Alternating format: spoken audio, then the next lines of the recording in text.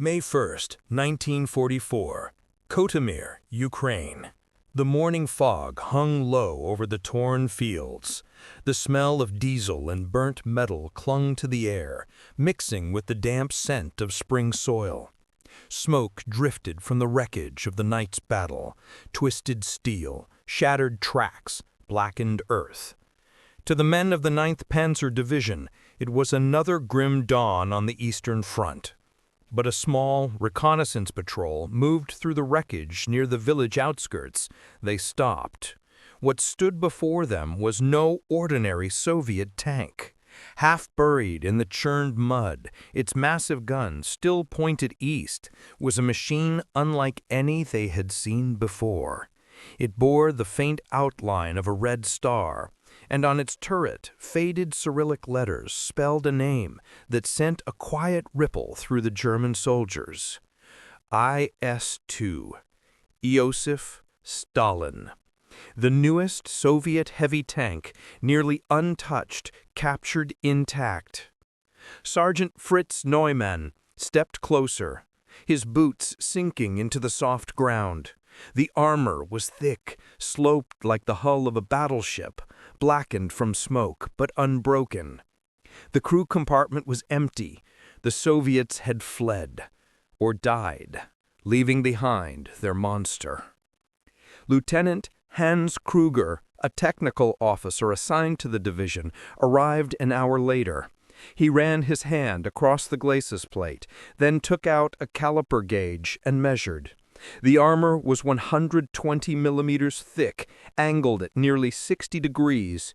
The slant multiplied its protection to the equivalent of 200 millimeters of vertical steel. Kruger tapped the glacis plate with the handle of his wrench. The sound was dull and solid. "Mein Gott, it is not a tank, it's a bunker." By the afternoon, word reached divisional headquarters. Photographs were taken, sketches drawn, and radio messages sent in coded bursts. Berlin responded the same day. A single line from the Heereswaffenamt, the Army Weapons Office. "Captured to be preserved. Transport to Kummersdorf for evaluation." Kummersdorf, the most secret testing ground in Germany, where the Wehrmacht dissected every foreign machine, every captured tank. It was where the Tiger had once proved its might, and where the T-34 had rewritten the laws of German armor design 2 years earlier. The Soviet IS-2 was too valuable to destroy. It would be studied, tested, and fired upon until its secrets were laid bare. Getting it there, however, was no small task. The IS-2 weighed more than 45 tons. Mechanics drained its fluids, inspected its engine, and with surprising ease coaxed the massive V2 IS diesel engine back to life. When it roared, the ground trembled. The exhaust spat black smoke like a locomotive, and the sound rolled over the plain, deep, rhythmic, and powerful. The Germans stepped back, momentarily stunned. This thing, built in Soviet factories hundreds of kilometers away, still ran after combat? By nightfall, the tank was loaded onto a heavy flat car. Guards from the Waffen-SS were assigned to escort it. Its destination, Berlin. As the train crossed Poland and rode west, civilians and soldiers gathered along the rail lines. They had heard rumors of a new Stalin tank, indestructible, enormous, terrifying. Now they saw it for themselves. An officer at a rail junction in Krakow later wrote, "The enemy's new tank caused a sensation. Its armor is beyond anything we have produced. Its gun appears capable of destroying any of ours." When the train reached Germany, the atmosphere changed from curiosity to apprehension. For 3 years, German engineers had believed they led the world in tank design. The Tiger, the Panther, they were the pinnacle of armored warfare. But this machine was different. On May 8, 1944, the train pulled into the Kummersdorf proving grounds. Rain had soaked the forest roads and mist clung to the pine trees. A group of engineers and officers stood waiting, men from Henschel, Krupp, and Alket, along with seasoned Tiger commanders from Schwere Panzer Abteilung 502. The captured IS-2 was rolled slowly off the flat car onto the testing field. Its olive-green paint was chipped and burned, but the form beneath it radiated raw strength. The German officers walked around it in silence. Colonel Hans Thoma, head of the testing program, flicked the ash from his cigarette and traced his fingers along the turret casting. "No rivets, all solid steel. They've learned." He stopped at the front of the tank. "The glacis plate, monolithic, 60-degree slope. Our 88 might not even bite it." The Soviet gun loomed over him, a 122mm D-25T, as large as a field cannon, with a muzzle brake the size of a man's arm.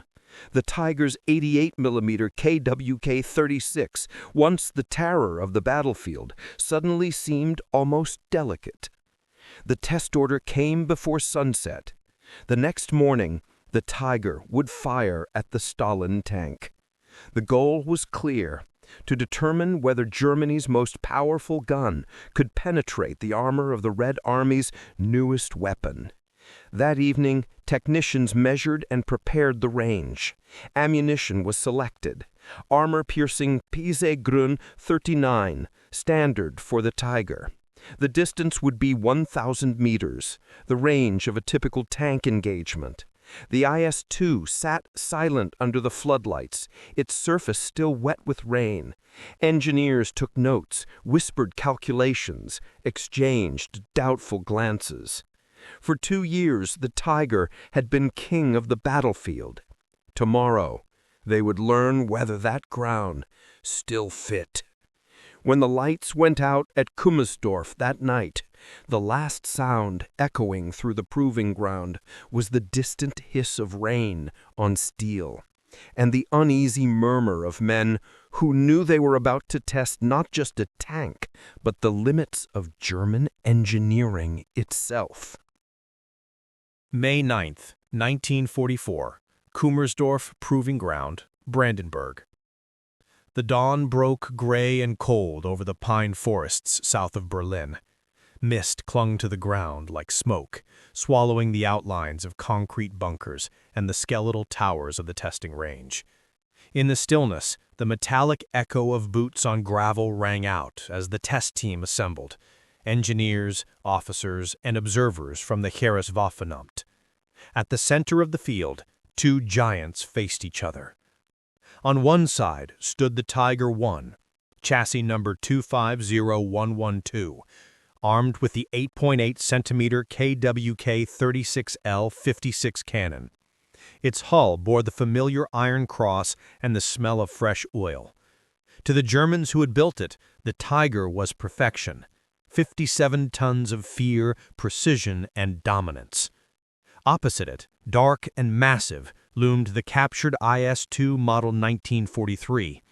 Its green armor was streaked with rain and soot. Across its glacis, engineers had painted white chalked circles, impact zones, numbered for data collection. Its gun pointed skyward, like an accusation. Colonel Hans Thoma oversaw the preparations from a wooden platform near the firing line. He was a methodical man, a career engineer who believed that every weapon, no matter how invincible it appeared, could be understood, if you fired enough shells at it. But as he watched the crews make their final adjustments, a small gout flickered behind his calm expression. The Soviets, he knew, had learned from their losses. The T-34 had forced Germany to rethink everything once before. Now the IS-2 might force it again. The observers took their places. The testing range went silent. A red flag rose. The Tiger's gunner, Unteroffizier Karl Finke, peered through the Zeiss optics, aligning the crosshair dead center on the Soviet tank's front plate. Distance, 1,000 meters. Shell PZ-39, standard armor-piercing round. Finka inhaled, steady. His loader slammed the shell home. The command rang out, "Fire!" The Tiger recoiled with a thunderous crack. A streak of smoke cut through the mist and struck the IS-2 square in the front. The sound was a deep metallic thud, not the shattering clang they expected. When the smoke cleared, the German engineers stared. No penetration. The shell had left a crater roughly 40 millimeters deep, the armor blistered, but intact. Toma adjusted his glasses. He said, "Again." The Tiger fired a second time. Same result. A third with the tungsten core PZ-40 round followed. Sparks, smoke, impact. But the armor held. The IS-2's glacis, 120 millimeters thick and sloped at 60 degrees, had turned aside one of the most feared guns in the world. The Tiger's crew dismounted. They walked toward the Soviet tank under orders, touching the still-warm impact marks. One shell had chipped the paint, another had cratered the steel. None had gone through. "Unmöglich," one of them muttered. Impossible. But the Gaeta didn't lie. The 88-millimeter gun, legendary since North Africa, was no longer absolute. Against the IS-2, it had failed. The engineers moved closer, measuring the deformation. The first round had hit at a velocity of 773 meters per second, the second at 785. Both had produced surface spalling, but no breach. Even the tungsten ground, traveling faster, had embedded itself harmlessly. Toma wrote in his logbook, his handwriting precise but tight with tension. Front armor of the Soviet heavy tank demonstrates immunity to the 8.8 centimeter KWK-36 at ranges beyond 600 meters. Sloping and material composition superior to prior Soviet designs. Recommend analysis of alloy composition. He paused, then added a quiet line beneath. This marks a significant shift in armor development.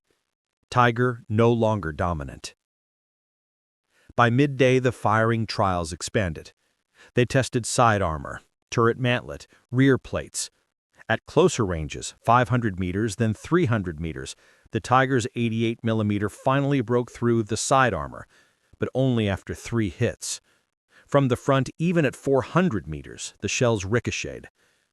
The Soviet engineers had done something remarkable. The IS-2's armor combined cast sections of high-hardness steel with rolled plates at critical angles. The weld seams recessed to avoid stress fractures. It was crude for German standards, rough welds, uneven finish, but brutally effective. When they disassembled a section for metallurgical testing later, they found the Soviet alloy had a carbon content nearly identical to that used for naval armor, extremely tough but resistant to shattering. The day wore on. Engineers spoke less. Soldiers whispered. The testing range that had once echoed with pride in German engineering now felt like a funeral ground. At one point, Major Heinrich Kohler, commander of a Tiger testing detachment, approached Toma and asked the question hanging unspoken over the entire field. What about our own designs, the Panther, the Tiger II? Toma shook his head slowly. The Panther might match it in firepower, but not in armor integrity. As for the Tiger II, if it even reaches production... He trailed off. Everyone understood what he meant. The Tiger II, still in prototype, would weigh nearly 70 tons, require twice the fuel, and break its transmission with alarming regularity. The IS-2, though heavy, was already rolling off Soviet lines by the hundreds. By late afternoon, the testing team prepared for the final demonstration, a counter-trial. They would fire the IS-2's gun at the Tiger. The shell was a 122mm BR-471 high-velocity armor-piercing projectile weighing 25 kilograms, almost twice the mass of the Tiger's 88mm round. The Germans set up the Tiger at 1,200 meters, angled slightly to simulate combat conditions. When the Soviet gun fired, the shock wave rolled across the range like thunder. The shell struck the Tiger's front plate and blew a hole the size of a dinner plate straight through the armor. The turret ring cracked. The interior of the tank was shredded by fragments. Silence fell over Kummersdorf. No one spoke. Even the wind seemed to hold its breath.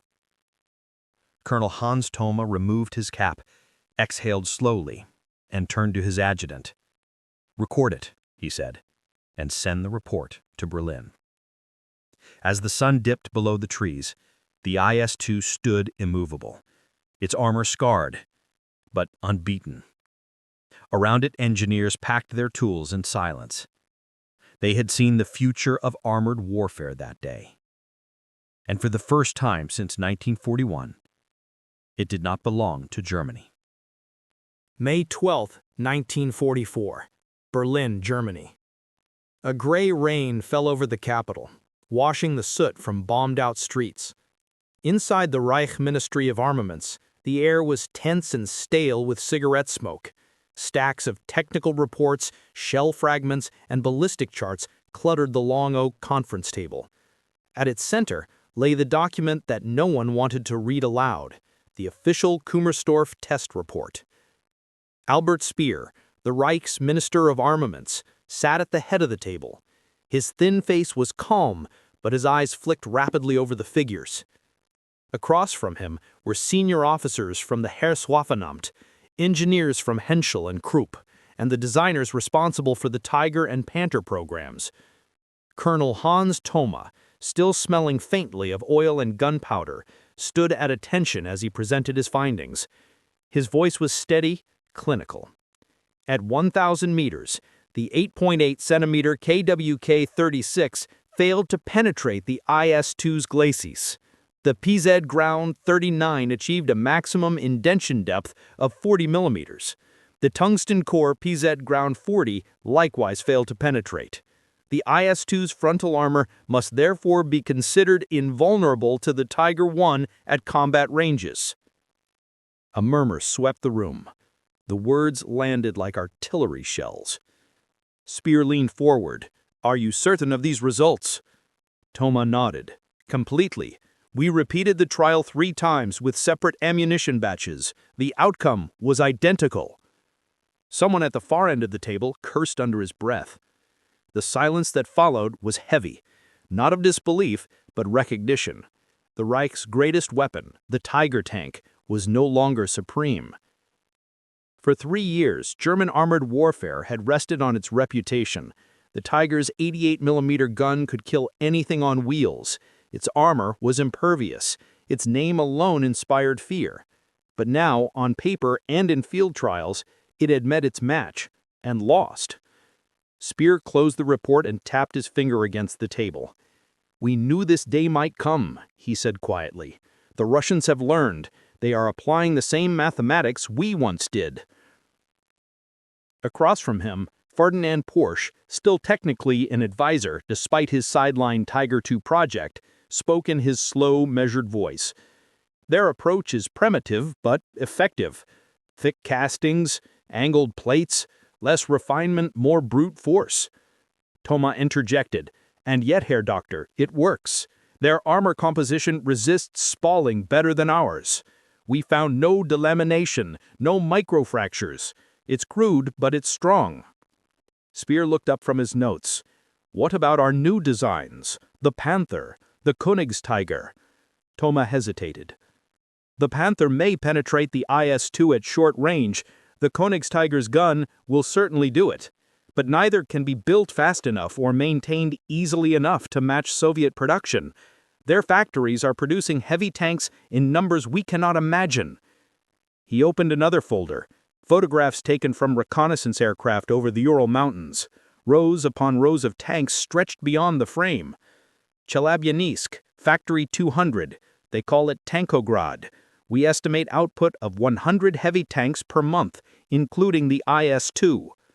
100 per month? Impossible." An engineer from Krupp muttered. Speer looked at him sharply. "They are doing it, and while we argue, they build more." For a long moment, no one spoke. The ticking of the wall clock seemed deafening. Finally, Speer broke the silence. "Gentlemen, we will not outproduce them. We will not outnumber them. The only way forward is to outthink them." He turned to the Henschel representatives. "Increase work on the Königstiger. Prioritize its long 8.8 centimeter KWK-43. It must be field-ready before autumn. The Tiger I will remain in service, but we must accept that it is no longer invincible." His gaze shifted to Thoma. "Your engineers at Kummersdorf. I want full metallurgical analysis of that Soviet armor. Find out what alloy they use, what heat treatment. If we cannot surpass it, we will copy it." Thoma nodded. "We have already begun, Herr Minister. Their armor appears to be high manganese, similar to naval steel. We'll need nickel, and that means reassigning resources from shipbuilding." Speer exhaled slowly. "Do it." In the corner of the room, an aide scribbled every word. The tone of the meeting had changed. Not panic, but grim acknowledgement. Germany had entered a new phase of the war, one in which its engineering brilliance could no longer offset industrial inferiority. When the meeting adjourned, Thoma lingered near the window, overlooking Wilhelmstrasse. Outside, the sound of distant air raid sirens echoed faintly. A column of smoke marked where Allied bombers had struck the night before. He thought of Kummersdorf. The rain, the mist, the Soviet tanks standing silent under floodlights. He remembered touching its armor, cold as stone, and realizing that German supremacy in steel was over. As he left the building, Speer's voice followed him down the corridor. "Colonel, one more thing," Speer called. "Keep that tank at Kummersdorf. We'll need it again soon." "For further testing?" Thoma asked. Speer shook his head. "No," he said quietly. "For comparison, to remind us what we're fighting." Outside, the rain began to fall harder, washing the soot into the gutters. In the distance, the air raid siren wailed again, louder this time. Germany's industrial heart was beating slower by the day, and for the first time, its engineers knew it. June 1944, Kassel, Germany. In the shadow of Allied bombers, the Henschel factory worked around the clock. Sparks flew from welding bays, and the rhythmic pounding of steel echoed through the vast assembly halls. Workers, many of them war prisoners and conscripted laborers, moved under the harsh light of sodium lamps, exhausted but relentless. Above them, engineers huddled over blueprints marked SDKFZ 182, Panzerkampfwagen 6 Aus B, the Tiger II. The weapon Germany believed would reclaim its place at the top of the armored hierarchy. Dr. Erwin Otters, Henschel's chief designer, stood beside a massive wooden mock-up of the tank's turret. His fingers traced the curved line of the 180-millimeter thick frontal armor. It was sloped at 50 degrees, an acknowledgement that even German engineers could no longer ignore Soviet geometry. The main gun, the 8.8-centimeter KWK-43 L-71, extended nearly 6 meters forward. Its muzzle velocity exceeded 1,000 meters per second, capable of piercing 150 millimeters of armor at 2,000 meters. And yet, as Otters studied the design, his expression was not triumph, but worry. 70 tons. No bridge can bear it. The gearbox will burn out. The final drives will shear again. The younger engineers around him exchanged uneasy glances. Everyone knew what he meant. Germany had reached the limits of what could be built with its available materials and manpower. The Tiger II was the embodiment of desperation disguised as confidence, a steel monument to over-engineering in a war that was already slipping away. A messenger entered the room carrying an envelope sealed with the Reichsadler stamp. Inside was a directive from Berlin. The order came directly from Speer's office. Proceed with full production. Field trials to begin immediately. New heavy tank must achieve total dominance over Soviet IS-2 at all combat ranges. Otters folded the paper carefully, saying nothing. He had been at Kummersdorf 2 weeks earlier. He had seen the IS-2 with his own eyes, its rough welds, its simple contours, its pragmatic genius. The German tank was a work of art. The Soviet tank was a tool. And the tool, he knew, would win a long war.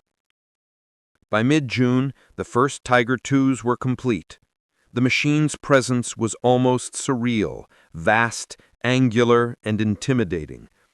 Soldiers who saw it for the first time called it the Königstiger, the Royal Tiger. But beneath the armor, its flaws were already apparent.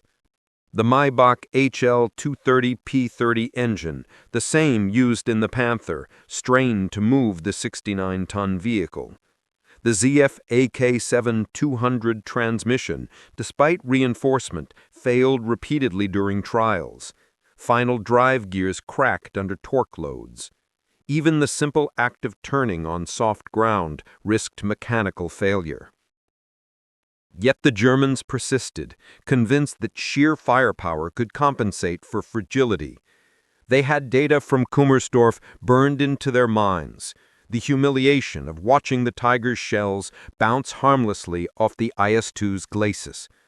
That could never happen again. So, they pushed forward. At Haustenbeck Proving Grounds, the first live-fire trials began. A captured IS-2, the same one from Kummersdorf, was brought north for comparison.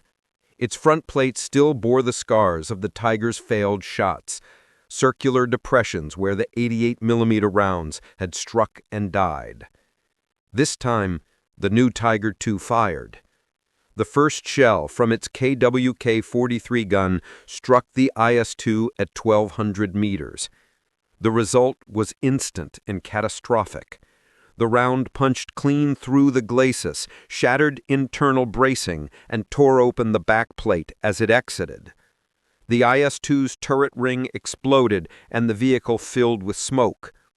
The observers, including Wehrmacht officers and engineers, erupted in applause. For a moment, it felt as if Germany had reclaimed its invincibility. Otters didn't join them. He watched the crippled IS-2 through his field glasses, silent, then turned back toward the massive Königstiger. "Now," he said softly, "let's see if it can move 20 kilometers without breaking down." Within an hour, his question was answered. The tank's final drive failed during the return trip. Mechanics worked through the night to replace the gear housing, cursing the shortages of high-grade steel that had plagued them since early 1944. In Berlin, Speer's office received the test report. The KWK-43 had redeemed the German name on paper. Its penetration performance was unmatched. But buried in the same report were warnings. Mechanical reliability unsatisfactory. Production cost unsustainable, manufacturing time excessive. Each Tiger II required over 300,000 man-hours to complete. The Soviet IS-2 required half that time, and while Germany built hundreds, the Soviet Union built thousands. The propaganda machine ignored these details. Newsreels showed Tiger IIs rolling majestically past cheering civilians. Goebbels' cameras captured them against bright skies and martial music, the narration proclaiming, "No enemy can stand before our Royal Tiger." But the soldiers at the front saw another truth. The Tiger II consumed fuel at 3 liters per kilometer. Its engine overheated in summer, froze in winter. Bridges collapsed beneath it, and if it broke down, there were no recovery vehicles strong enough to tow it. Meanwhile, IS-2s were appearing in growing numbers across the Eastern Front, especially in Ukraine and Poland. They moved in coordinated heavy tank regiments, often supported by waves of T-34s. Their 122mm guns obliterated Panthers and even Tiger Is at long ranges. In July 1944, the Red Army launched Operation Bagration, annihilating Army Group Center. The first Tiger IIs sent to the front were thrown into combat near Sandomir, Poland. On August 12th, during the battle at Ogledov, 3 Tiger IIs of the 501st Heavy Tank Battalion were ambushed by IS-2s from the 71st Independent Guards Heavy Tank Regiment. 2 German tanks were destroyed by single shots, frontal penetrations at under 1,000 meters. The third was immobilized by an engine fire and abandoned. When Soviet engineers inspected the wrecks, they discovered the unthinkable. The vaunted armor of the Tiger II had cracked under its own weight. Its side plates had split along weld seams. One had shattered entirely where the Soviet shell struck near the turret base. At Kummersdorf, Colonel Thoma received the field reports in silence. The duel between Tiger and IS-2, once a technical experiment, was now playing out in blood and steel across Eastern Europe, and the results were devastating. In his personal diary, he wrote a single sentence that summed up the war's new reality. "We have built perfection, but they have built victory." The truth was undeniable. The Tiger II was magnificent, but it was too late, too heavy, and too fragile for a war already lost. And far to the east, Soviet factories at Chelyabinsk and Nizhny Tagil kept working, unbothered by bombers, turning out hundreds more IS-2s every month.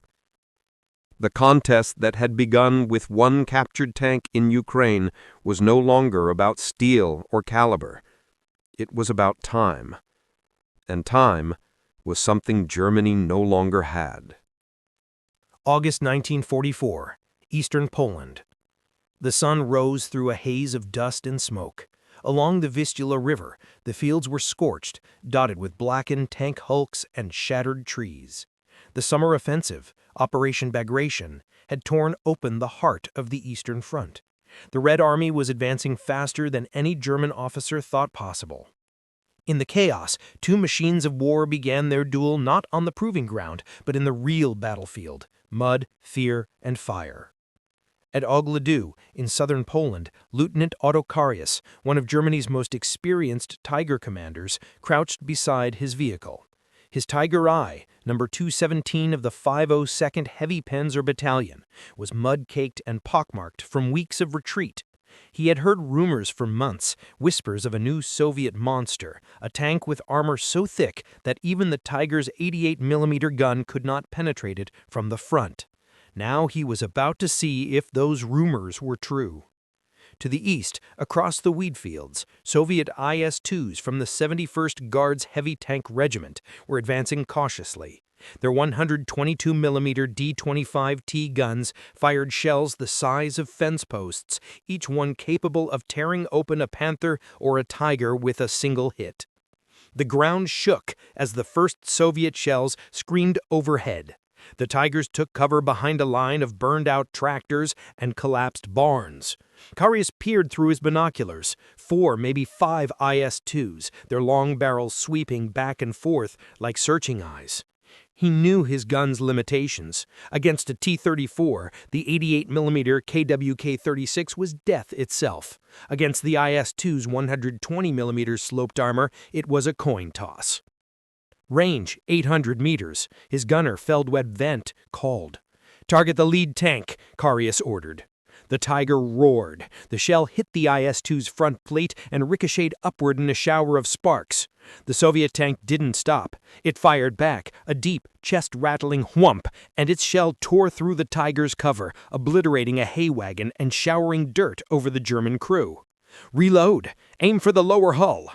The Tiger fired again. This time the shell struck beneath the IS-2's glasses, where the slope flattened slightly. The Soviet tank lurched, black smoke rising from its engine deck. Karius exhaled in relief, but only for a moment. The other IS-2s were maneuvering. He could hear the shriek of treads grinding over rubble, the growl of diesel engines that seemed to vibrate the air. Another shell whistled past, grazing the Tiger's turret and ripping a groove through the steel. The periscope cracked. Karius ducked. "They're flanking!" The second Tiger in his platoon, commanded by Lieutenant Kircher, fired at point-blank range, 400 meters.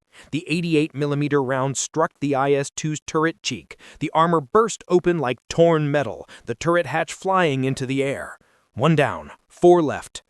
Through the smoke, Karius saw movement, a Soviet tank advancing directly towards them, unstoppable, its hull scarred from multiple hits. The IS-2 returned fire. Its shell struck Kircher's Tiger square on the mantlet. The explosion tore through the turret, igniting the ammunition. The Tiger disappeared in a column of black fire. Inside his own tank, Karius could feel the heat of the blast, even from 50 meters away. He slammed his fist against the turret wall. Back! Back now!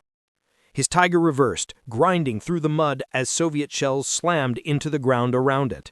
They withdrew into a nearby orchard, using the trees as concealment. The battle raged for another hour. When it ended, 3 IS-2s were burning wrecks, but 2 remained operational, and the German unit had lost half its Tigers. Karius wrote later in his memoirs that the IS-2 was a beast unlike anything we had faced before, crude but terrifyingly effective. September 1944, Chelyabinsk, Soviet Union. The night shift at Tankograd never ended. Under the glow of arc lights, thousands of workers toiled in unbroken rhythm, welding, riveting, hammering, shouting above the thunder of presses that shook the factory floor. The smell of oil, ozone, and hot steel filled the air. Women in soot-stained scarves guided molten armor plates into massive hydraulic presses. Young men barely old enough to shave fitted 122mm gun barrels into cast turrets the size of small rooms. Every 15 minutes, a new IS-2 rolled off the line. Its engine coughing to life, exhaust roaring through the open hangar doors into the freezing Ural air. It was not beauty. It was not art. It was industrial will turned into steel. This was where the Iosif Stalin tank was born, forged by necessity, built by exhaustion, perfected by repetition. In 1941, when the Germans had come within sight of Moscow, Soviet factories in the West had been dismantled piece by piece and shipped east, across the Urals, to safety. Machine tools, foundries, blueprints, and entire design bureaus were loaded onto trains. When the Germans reached Kharkov, the last engineers left under artillery fire, carrying their drawings in crates. By 1942, those trains had become the backbone of Tankograd, a city that did not exist before the war and would become one of the greatest industrial complexes in human history. The IS-2, designed by the CHTZ, Chelyabinsk Tractor Plant, and the KV Design Bureau, represented the culmination of Soviet learning through blood. The KV-1 had been too heavy and slow. The KV-2, a disaster. The T-34, brilliant, but undergunned against Tigers. The IS-1, an intermediate step. And then came the IS-2, a weapon built not for elegance, but for survival. Its gun, the 122mm D-2020T, could punch through a Tiger's frontal armor at 1,500 meters. Its shell weighed nearly 25 kilograms, each one an artillery shell adapted for tank use. Its armor, 120 millimeters thick and sloped at 60 degrees, could shrug off the 88mm gun at most combat distances. The Soviet design philosophy was brutal and clear. Simplify everything that does not kill the enemy. Where German engineers sought precision, Soviet engineers sought speed. Where Germany designed for mechanical perfection, the Soviets designed for function under chaos. Factory documents from 1944 show the philosophy in every detail. Armor plates welded roughly but thickly, prioritizing strength over aesthetics. Cast turrets with visible imperfections, but capable of deflecting high-velocity rounds.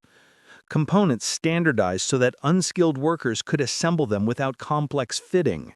Massive tolerances that allowed IS-2s to operate even when damaged or misaligned. And it worked. A Soviet engineer, Nikolai Dukov, described the moment their first IS-2 completed ballistic testing. "We fired the German 88 at it 3 times. The armor held. I remember thinking, this is the first time their gun did not frighten me." The tank was not perfect. It was slow, barely 23 miles per hour. Its reloading rate was pitiful compared to German tanks. Its optics were crude, but its philosophy was flawless. Because the IS-2 was never meant to win duels, it was meant to win wars. By the fall of 1944, the Red Army had reorganized its Guards heavy tank regiments around the IS-2. Each regiment fielded 21 tanks, divided into 3 companies, supported by T-34s and mobile artillery. These units were not line tanks. They were breakthrough weapons, designed to shatter defensive lines and lead assaults on fortified cities. A single IS-2 shell could blow open a bunker or collapse a building. In street combat, they were unstoppable. Their crews, often veterans of Stalingrad and Kursk, called the tank Zvuroboy, beast killer. They believed, rightly, that it was the only tank that could face the Tiger and survive. A Soviet tanker, Captain Mikhail Belyakov of the 72nd Independent Guards Heavy Tank Regiment, later recalled their philosophy of battle. "The Germans had fine machines, but fine machines break. Our machines fight." Each IS-2 carried just 28 rounds of ammunition, but each one was devastating. Soviet tactics compensated for the slow reload by using mass fire. Entire platoons would unleash their first volley at once, the simultaneous blast of 122mm shells creating shock and terror before the Germans could respond. And unlike the Germans, the Soviets always brought more tanks. At the Battle of Sandomierz, where the Tiger II made its bloody debut, the IS-2s of the 71st Guards destroyed 5 King's Tigers in a single afternoon, 2 by fire, 3 by mobility kills. Their 122mm shells tore through the Tiger II's thinner lower hull and side armor. Captured after the battle, a report on that battle from the 501st Heavy Tank Battalion admitted, "The Russian heavy tank has achieved parity in armor and superiority in firepower. Only through ambush or overwhelming artillery support can we expect success." Back in Chelyabinsk, engineers studied captured German tanks sent from the front. They were impressed by the technology, but unimpressed by the practicality. The Tiger's complex transmission required skilled mechanics. The Panther's final drives failed constantly. The King's Tiger was too heavy for most bridges. A Soviet factory foreman reportedly spat after examining one such tank. "A fine toffin," he said, "for rich men." By contrast, the IS-2 was engineered for the world that existed: muddy roads, freezing nights, and endless miles of retreat and advance. Crews could repair it in the field with minimal tools. Damaged armor could be patched with welded plates. Spare parts were interchangeable between models. The tank's heart, the V2IS engine, was the same basic power plant used in the T-34. It was proven, robust, and could run on low-grade fuel. German officers marveled at this when examining captured IS-2s. In a secret report dated October 1944, one engineer at Kummersdorf wrote, "The Soviets have mastered reliability to a degree we cannot match. They sacrifice refinement for certainty, and certainty wins wars." On the front lines, that certainty was paid for in blood. IS-2 crews often faced Tigers at ranges where survival was measured in seconds. A Tiger could kill an IS-2 with a side shot. An IS-2 could kill the Tiger with the first hit, or die before reloading the second one. One Soviet commander described it perfectly. When we met Tigers, it was not about courage. It was about who saw first and who fired first. By late autumn, the IS-2 was no longer an experiment. It was an army unto itself. Every day, more arrived from the east, rolling westward like an iron tide. The men at the front didn't talk about strategy. They didn't think about Berlin or revenge. They only knew that this machine, born of exhaustion and fire, had given them what they hadn't felt since 1941. Confidence. The German soldiers began to feel it too, the creeping realization that the balance had shifted. When Tiger crews looked through their optics and saw that familiar silhouette, the thick front, the rounded turret, and the long gun, they no longer saw prey. They saw an equal. February 1945, East Prussia. The wind howled across the frozen plains, carrying the smell of diesel, smoke, and death. The snow was blackened by soot. In the distance, the thunder of guns never stopped, a dull, rolling echo that seemed to shake the earth itself. The Red Army was coming. Inside a ruined village near Arnswalde, Lieutenant Heinz Gunther Guderian, son of the famous general, stood beside his Tiger II, listening to the low growl of its idling Maybach engine. His crew, exhausted, hollow-eyed, loaded the last of their ammunition. 11 shells. That was all they had left. Through his binoculars, he could see movement on the tree line. Dozens of Soviet tanks, T-34s, Su-85s, and behind them, the unmistakable silhouette of the IS-2. "Here they come," his gunner muttered. The battle for Germany had begun. The first shells came screaming in, high explosive rounds from Soviet artillery. The Tiger's massive hull rocked under the concussion. Snow and debris cascaded off its turret. The driver cursed and gripped the controls tighter. "Range! 1,200 meters!" the gunner shouted. "Target the lead Stalin!" The 8.8-centimeter KWK-43 fired. The blast shook the ground. A bright orange flash lit the gun's muzzle, and the shell raced through the frozen air. A second later, a distant explosion. The first IS-2 was hit, its turret torn open, flames bursting from inside. But the others kept coming. At this range, the IS-2's 122-millimeter guns were monsters. Each round was like an artillery strike. The first shell smashed into a barn beside the Tiger, shredding the building and showering splinters of timber over the crew. The second hit closer, gouging a crater in the snow. "Reload!" Guderian shouted. The loader rammed the long 88-millimeter shell into the breach. Another roar. Another Soviet tank disabled. Yet for every one destroyed, 2 more emerged from the tree line. Within minutes, the village was engulfed in smoke and thunder. To the north, elements of the 503rd Heavy Panzer Battalion were fighting their own desperate battle near Königsberg. Reports crackled over the radio. Fragments of chaos. "Enemy heavy tanks! Too many! Can't hold them! My gun jammed! Taking fire from left flank! Ammunition low! Pulling back toward the bridge!" The German line was collapsing. Even when the Tiger II's gun found its mark, it was often too late. The IS-2s fired from hull-down positions, using wrecks and terrain for cover. Their shells ripped through German positions, turning each impact into a small earthquake. One IS-2 round struck a Tiger II's lower hull, just beneath the turret ring. The armor cracked, not penetrated, but fractured, sending deadly spall through the fighting compartment. The crew never made it out. The Soviet advance was relentless. The 1st Guards Tank Army pushed westward, IS-2s leading the assault columns. Behind them came waves of infantry, trucks, and field guns. In the words of one German officer, "They no longer fought like men. They fought like machines, inexhaustible and silent. Every time we destroyed one, 2 more appeared from the smoke." By late March 1945, the Red Army had crossed the Oder River. The road to Berlin lay open.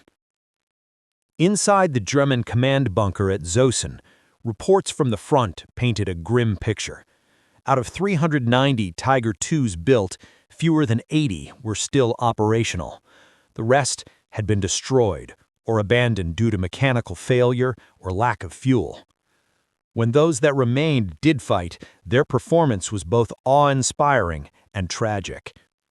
At Stargard, a single Königstiger of the 510th Battalion destroyed 11 Soviet tanks before being immobilized by an engine fire. The crew scuttled the tank and escaped on foot.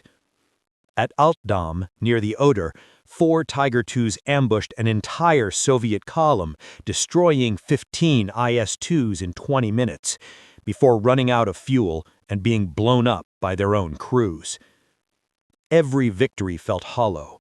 Each duel was a fleeting moment of defiance before the inevitable. The IS-2s, meanwhile, suffered heavy losses, but kept advancing. Soviet crews no longer viewed the Tiger as invincible, merely dangerous. Their doctrine evolved accordingly. Approach under smoke, flank from multiple angles, and fire the first shot at the turret ring or side armor. In a report from the 11th Guards Heavy Tank Brigade, a Soviet commander wrote, "The German heavy tank is deadly if it fires first, but it breaks down as often as it fights. We strike fast, we strike many. Our numbers are our armor." By late April 1945, the battlefield had moved to Berlin itself. IS-2s rolled through the shattered suburbs, Ponkau, Wedding, Charlottenburg, their engines roaring between the ruins. They fired into upper floors, blasting sniper nests from apartment blocks. Their treads crushed cobblestones and tram rails alike. German defenders, armed with Panzerfausts and desperation, fought from cellars and rubble piles. A handful of Tigers still roamed the city, their massive guns echoing through the streets, but they were ghosts, symbols of a dying empire. One Tiger II, from the 503rd Battalion, commanded by Oberleutnant George Hantusch, made his last stand near the Zoo Flak Tower. Outnumbered 5-1, it destroyed 4 IS-2s before taking a hit that tore open its rear armor. The tank burned for hours, a column of smoke rising into the night sky. Hantusch's final radio transmission was brief and calm. "Tell them the Tiger has done its duty." When Soviet troops reached the Reich Chancellery, IS-2s led the assault. They fired point-blank into the marble walls, blasting through the last remnants of the Führer's empire. Their armor bore hundreds of scars, black craters, shattered welds, splintered plates, but they kept moving forward. In those final days, the Tiger and the IS-2 faced each other not as kings, but as relics. The age of the supertank was ending.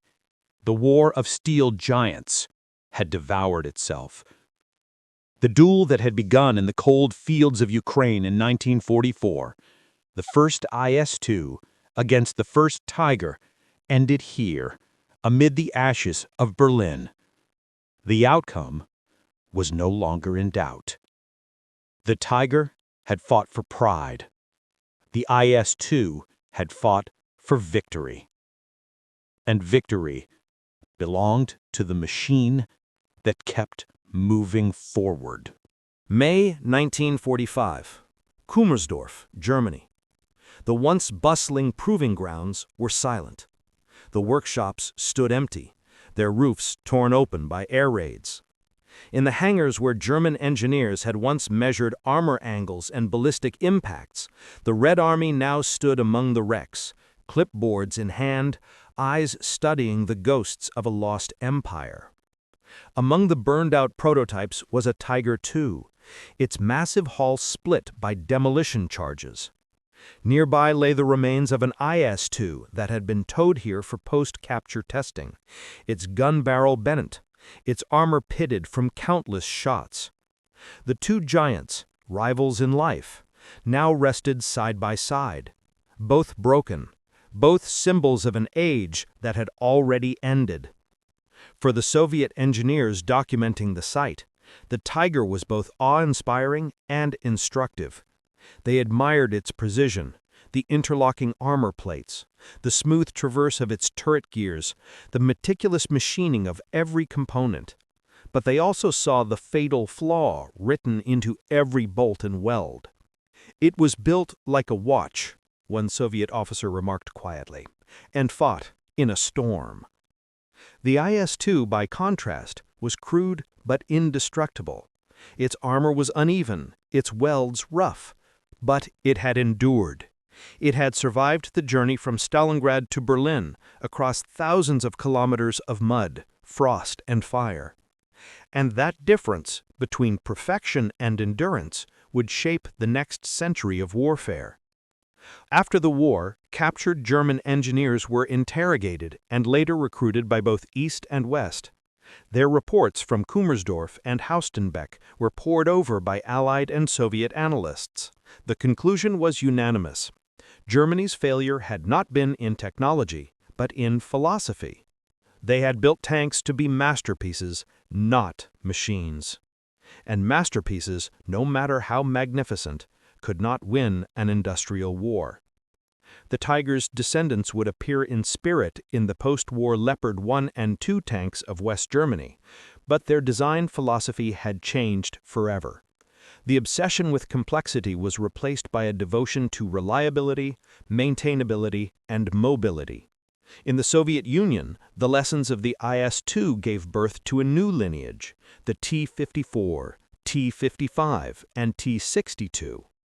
These tanks carried the same design DNA, simplicity, ruggedness, and battlefield survivability over technical beauty. By the 1960s, the world's most numerous and enduring tanks all bore the IS-2's imprint. American engineers studied both machines too. They noted how the Tiger's overburdened transmission and the IS-2's minimal electronics reflected opposite extremes, and sought the balance between them. The result was the M26 Pershing and later the M48 Patton, tanks designed for mass production, ease of maintenance, and sustained operations. From Detroit to Leningrad, from Coventry to Warsaw, the lesson was the same. The greatest tank is not the one with the thickest armor or the biggest gun. It is the one that still runs when the others stop. But beyond the steel, there were men, the ones who drove, fought, and died inside these machines. For the German crews who survived, the Tiger became a memory of pride and futility. They spoke of its power, but also of the fear that came with each mechanical failure. A single broken track, a seized gearbox, and they were trapped in a coffin of steel. For the Soviet tankers, the IS-2 was both weapon and salvation. They called it our comrade of iron.